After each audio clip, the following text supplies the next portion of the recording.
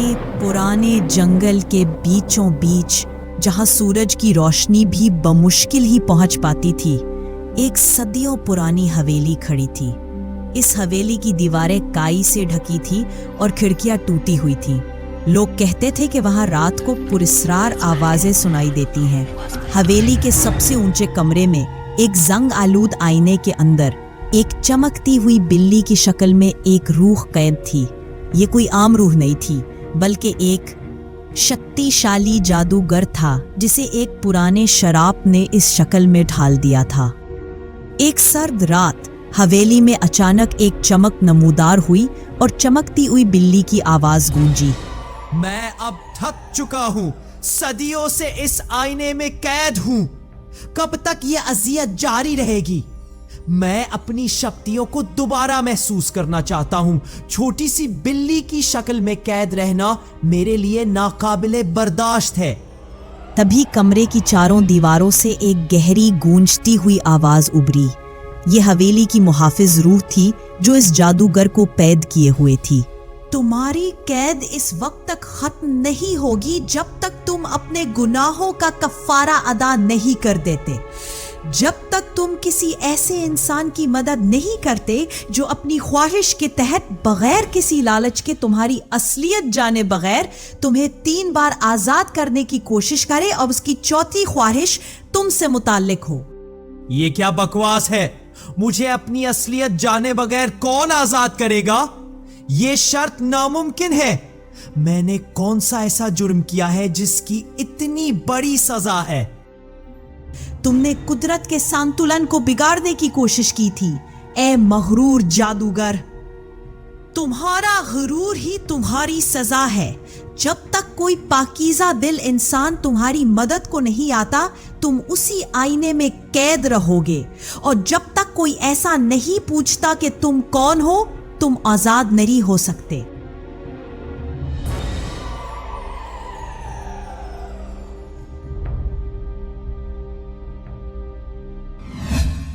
इस जंगल से थोड़े फासले पर एक छोटा सा गांव उम्मीद नगर आबाद था। वहां एक जवान लड़की नैना रहती थी जो अपनी जहानत और हाजिर जवाबी के लिए पूरे इलाके में मशहूर थी। नैना गरीब थी और अपने बीमार वालिद की देखभाल करती थी। गांव में खुश्क साली का राज था और हर कोई परेशान था।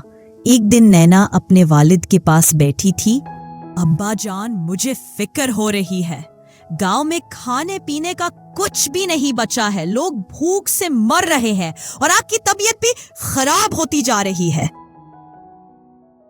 बेटी, क्या कर सकते हैं? ये सब कुदरत का खेल है। सब्र करो। नहीं अब्बा जान, मैं हाथ पर हाथ धरे नहीं बैठ सकती। मैं कुछ करूंगी। मैं राजा इंद्रजीत के दरबार में जाऊंगी। वो हमारे इलाके के बादशाह है, शायद वो हमारी मदद कर सके। बेटी, राजा तक पहुंचना आसान नहीं। उनके वजीर भी बहुत जालिम है। अब्बा जान, कोशिश करने वालों की कभी हार नहीं होती।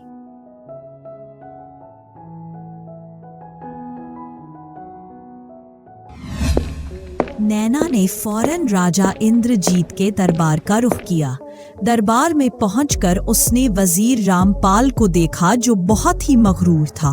कौन हो तुम और ये किसकी इजाजत से तुमने राज दरबार में कदम रखा है? हजूर, मेरा नाम नैना है और मैं उम्मीद नगर से आई हूँ। मैं राजा इंद्रजीत से मिलना चाहती हूँ। हमारे गांव में शदीद खुश्क साली है। लोग भूख से मर रहे हैं। एक मामूली लड़की राजा से मिलना चाहती है? और क्या तुम समझती हो राजा सिर्फ तुम्हारे लिए दरबार छोड़कर आएगा? हजूर, मैं जानती हूँ कि राजा बहुत मसरूफ होते हैं, लेकिन शायद आप नहीं जानते कि इस मुल्क में बहुत से ऐसे मसाइल हैं जो राजा के दरबार तक नहीं पहुंच पाते, क्योंकि आम आदमी को वहां तक रसाई नहीं मिलती। अगर मैं राजा तक अपनी बात पहुंचा सकूं, तो मैं सिर्फ अपने गांव की नहीं बल्कि पूरे मुल्क की मदद कर सकती हूँ। रामपाल चौंका। उसने राजा की तरफ देखा। राजा इंद्रजीत, जो एक कोने में बैठे सब सुन रहे थे, नैना की बातों से मुतासिर हुए। रामपाल, इस लड़की को इजाजत दी जाए। लेकिन महाराज, मैंने कहा इसे इजाजत दी जाए। महाराज, मैं नैना हूं और मैं आपके सामने एक बहुत बड़ी मुश्किल लेकर आई हूं। हमारे गांव में खुश्क साली है, खेत सूख गए हैं और लोग भूखे मर रहे हैं। हमें इस बात का इल्म है। हमने अपने वजीरों को हुक्म दिया है कि वो इसका हल तलाश करें। महाराज, हल सिर्फ उस वक्त निकल सकता है जब आप जमीन की आत्मा से बात करें। हमारे बुजुर्ग कहते हैं कि जंगल के बीच में एक पुरस्रार हवेली है जहां एक कदीम जादूगर की आत्मा कैद है। अगर उसे आजाद किया जाए तो वो हमारी मदद कर सकता है। ये क्या बकवास है? ये लड़की पागल हो गई है। वो हवेली तो मनहूस है, वहां कोई नहीं जाता। नैना, तुम कैसे कह सकती हो कि ये सच है? और अगर ये सच भी है तो इसे आजाद करने का क्या तरीका है? महाराज, मुझे नहीं मालूम कैसे, लेकिन मुझे महसूस होता है कि यही रास्ता है। मैं वहां जाने को तैयार हूं। ठीक है नैना, मैं तुम्हारी बहादुरी से मुतासिर हूं। तुम्हें जाने की इजाजत है। अगर तुम इस जादूगर को लेकर आ सकें और वो हमारे मुल्क को खुश्क साली से बचा सका तो मैं तुम्हें अपनी सबसे कीमती चीज इनाम में दूंगा।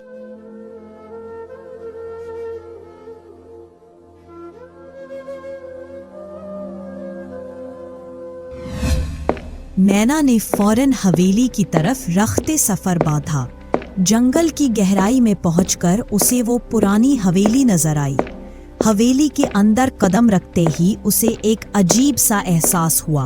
वो चलती गई और बिलाखिर वो उस ऊंचे कमरे में पहुंची जहां आईना रखा था। यहाँ तो सब कुछ वीरान है, लेकिन ये आईना, ये कितना खूबसूरत है। इसमें कुछ तो खास है।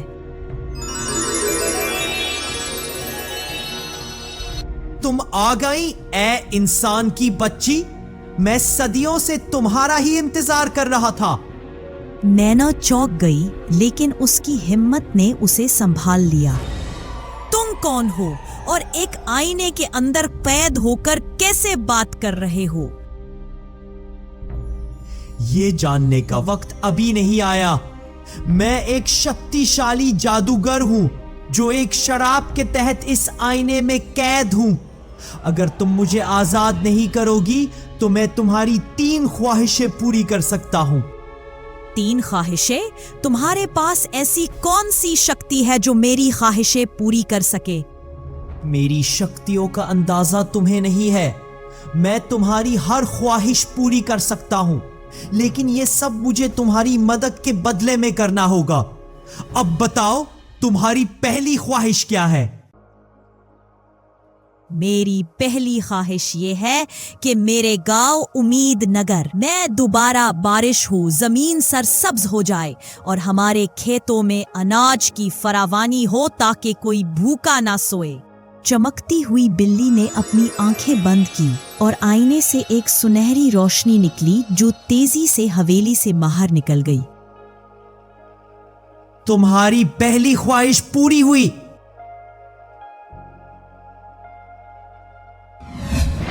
नैना फौरन वापस अपने गांव पहुंची। वहां पहुंचकर उसने देखा कि आसमान पर बादल छाए हुए हैं और जमीन पर हल्की हल्की बारिश शुरू हो गई है। खेतों में हरियाली लौट रही थी और गांव वाले खुशी से झूम रहे थे। नैना, ये कैसे हुआ? ये तो कोई चमत्कार है। हिम्मत मत हारिए, सब ठीक हो जाएगा।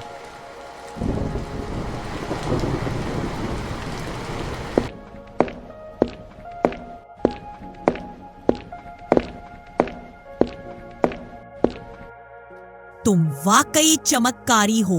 ये सब हैरान कुन है। अब बताओ, मैं अपनी दूसरी ख्वाहिश बताऊं? अच्छी बात है, अब अपनी दूसरी ख्वाहिश बताओ। मेरी दूसरी ख्वाहिश ये है कि मेरे वालिद की सेहत ठीक हो जाए और हमारे गांव में एक ऐसा दवाखाना बन जाए जहां हर बीमार का मुफ्त इलाज हो सके और कोई गुर्बत की वजह से मरने ना पाए। आईना फिर चमका और उससे एक सब्ज रोशनी निकली जो नैना के वालिद के घर की तरफ गई।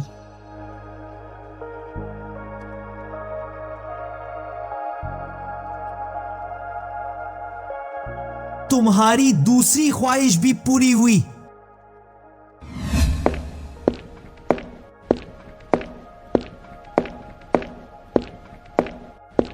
नैना फिर अपने घर गई तो उसने देखा कि उसके वालिद मुकम्मल तौर पर सेहतमंद हो चुके हैं और उनके गांव के बीच में एक खूबसूरत दवाखाना बन चुका है जहां हकीम लोग मरीजों का इलाज कर रहे हैं।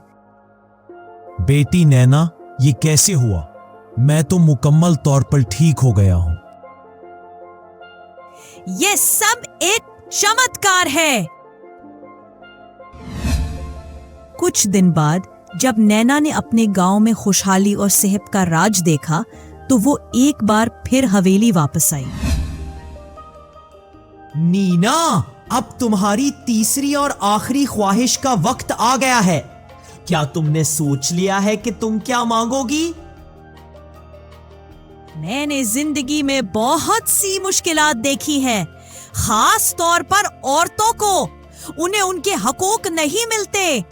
मेरी तीसरी और आखिरी ख्वाहिश ये है कि मैं इस रियासत की रानी बनूं और मुल्क में अदलो इंसाफ का निजाम कायम करूं, खास तौर पर औरतों और कमजोरों के हकूक के लिए लड़ूं। ये एक बहुत बड़ी ख्वाहिश है, लेकिन ये भी मुमकिन है। आईना फिर एक शानदार चमक से रोशन हुआ और उससे एक शाही सनहरी रोशनी निकली।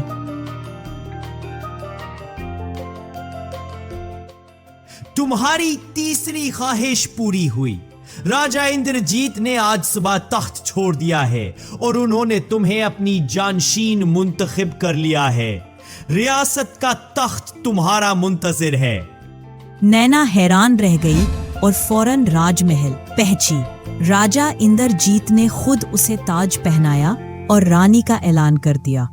रानी नैना ने फौरन अपने मुल्क में अदलो इंसाफ का निजाम कायम किया, औरतों को उनके हकूक दिलवाए और गरीबों की मदद की। हर तरफ उसकी जहानत और रहमदिली की धूम मच गई। एक दिन जब रानी नैना अपने तख्त पर बैठी थी, उसे चमकती हुई बिल्ली की आवाज याद आई। वो हवेली में वापस आई। ए चमकती हुई बिल्ली, मैं तुम्हारी शुक्रगुजार हूं। तुमने मेरी हर ख्वाहिश पूरी की और मुझे वो मकाम दिया जो मैंने कभी सोचा भी नहीं था। लेकिन अब मेरे पास एक और ख्वाहिश है जो इन सब से बढ़कर है। बताओ रानी नैना, तुम्हारी ये आखिरी ख्वाहिश क्या है? मैंने सब कुछ हासिल कर लिया है। मेरे लोग खुश हैं, रियासत में अदल है। लेकिन एक बात जो मेरे दिल को बेचैन किए हुए है वो ये है कि मैं ये जानना चाहती हूं कि तुम कौन हो। इस आईने के अंदर कैद ये चमकती हुई बिल्ली की हकीकत क्या है? मेरा शराब खत्म हो गया। तुमने मेरी कैद की वजह जान ली। आईने के अंदर से एक सफेद धुआं निकला और देखते ही देखते वो चमकती हुई बिल्ली एक निहायत खूबसूरत और मजबूत जवान शहजादे में तब्दील हो गया। मैं शहजादा आर्यान हूं। एक जमाना था जब मैं बहुत ताकतवर जादूगर था, लेकिन मेरा गुरूर आसमान को छूता था। मैंने एक बार एक नेक साधु का मजाक उड़ाया और उनकी शक्तियों को चैलेंज किया।